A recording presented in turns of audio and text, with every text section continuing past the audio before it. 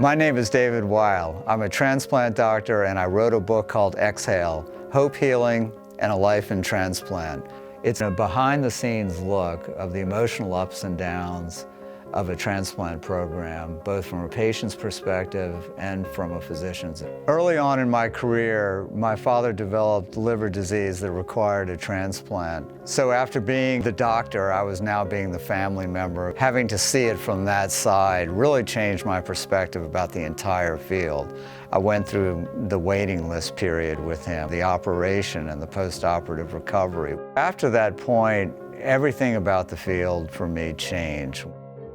What I don't think people understand is what's going on inside of the mind of the person that's trying to deliver that kind of care. In doing lung transplants, we had both great successes and also devastating failures. As head of the transplant program at Stanford, I handled that huge responsibility and sometimes wore it well and sometimes didn't wear it as well. I think that I have been able to tell these patient stories, and in doing so, I reveal a lot about them, but I also reveal a lot about me as somebody that's delivering that kind of care.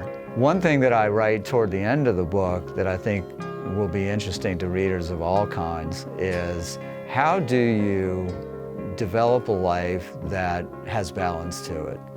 And balance looks different for different people. So I'm hopeful that someone picks up my book who's first starting out in their career, no matter what it is, and looks at my example as not something to avoid entirely, but a cautionary tale about what can happen if you get too tightly wrapped up in what you're doing.